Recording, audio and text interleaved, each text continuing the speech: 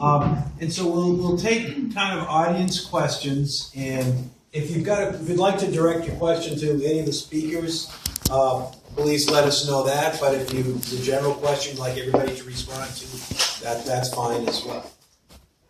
So who's got the first one? I can't even see who that is, but in the back. Hi. It's really funny. As I said, I talked to Mark earlier. Today I was reading with my student one of these articles, really wonderful article that published a while ago about his dissertation about NGOs and intermediaries in Haiti. And I was happy also to have 3 of my students come and hear you talk about your work. Thanks for being in. Thanks also for bringing this panel here. One of the things that we're talking that's really not really, I think we don't talk enough about it, is really the whole issue of the establishment of government. And I know this is really the thing that really, in many reasons, we could really think about really first, why NGOs? Okay, which is really the big question, the big question.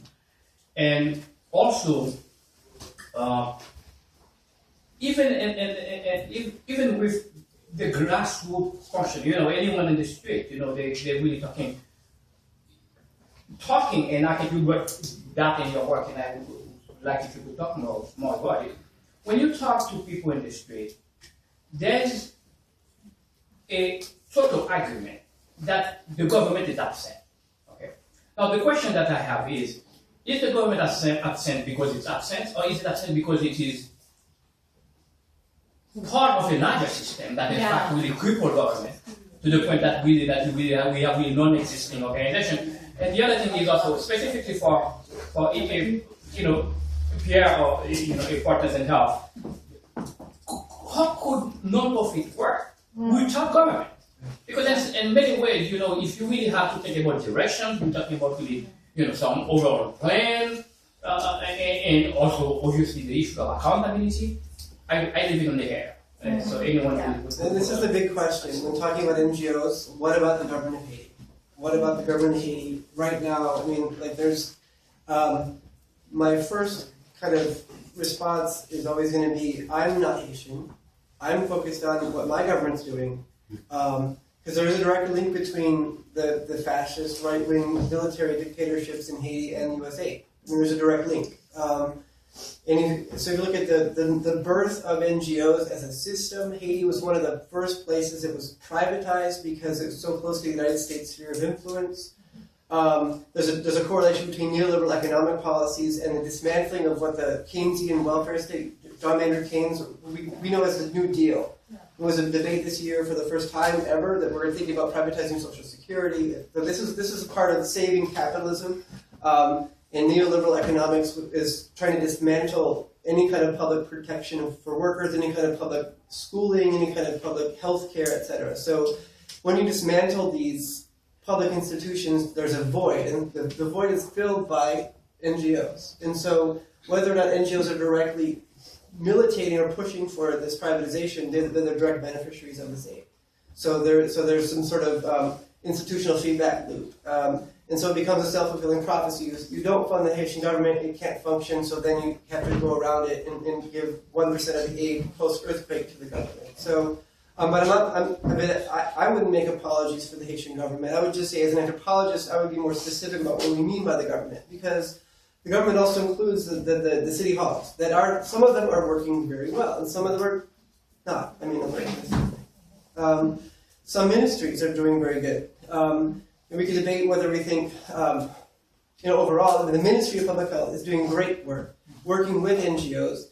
There are public hospitals are not because the NGOs, well-intended, some of them, offering free medical services and paying salaries that are 3, 4, 5, 6, 10 times as much they can earn working for the government. They bleed the human resources out of the public hospital system. So there's unintended consequences of disaster aid. But the ministry itself is functioning very well. Ministry of some of the institutions like Democ, we can debate whether overall they're doing what they should be doing, but they're the ones that work in the cluster system post-earthquake. They were the only ones that met in city halls speaking French and not English, so they had some accountability to the beneficiary population. But so I think there is we do need to have a robust analysis that does hold the Haitian government to account, but put that in the world system. And there's a collusion between foreign and local elites. That is what's going on.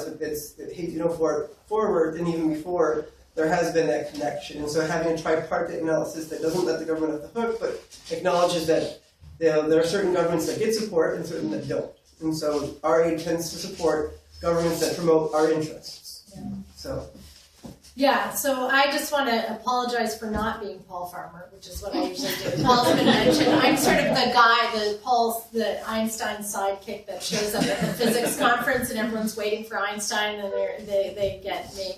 I think but I have been with P.H. for 13 years, have long since fallen in love with Haiti. And I would say that what I've learned from my Haitian colleagues, Dr. Fernet Leon, who's worked for us for 17, 18 years, he's here in the back. He's taught me, taught me pretty much everything I know about Haiti.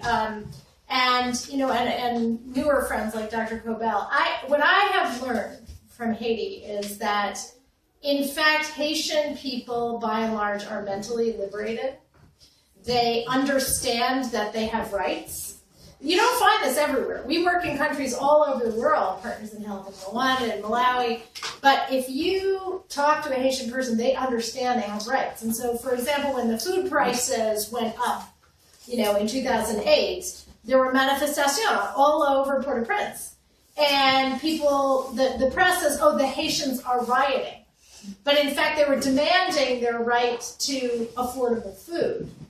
And I think what's happened with aid is very much, I love trickle-down imperialism. I think that's an excellent way to look at it. But I think there's something even, unfortunately, more cynical than that. Because there is an active silencing of the voice for social and economic rights. Active silencing. And I think that came from the time of the Haitian Revolution, when you have a bunch of liberated black people saying, you know what, we're not going to be anybody's slaves. That leads to political isolation and social isolation. But more recently, the fear of socialism and the fear of communism, the U.S. Foreign Assistance Act, and my colleague Donna Berry, I'm sounding like Paul calling everyone out, sorry. But when we got PEPFAR money, and that was the first USAID money we took in Haiti. We had said no USAID money. The President's Emergency Plan for AIDS Relief. First of all, we said we will not take it from USAID because we don't want to take it from the State Department. We'll take it from CDC, which is at least under Health and Human Services, but it was a controversy for us. But what we saw all of these stipulations and regulations, and we were criticizing PEPFAR, and then our own team looked back. We talked to the General Accounting Office. We were part of a report they did, and it turned out most of the most pernicious regulations of PEPFAR had nothing to do with PEPFAR. They had nothing to do with George Bush.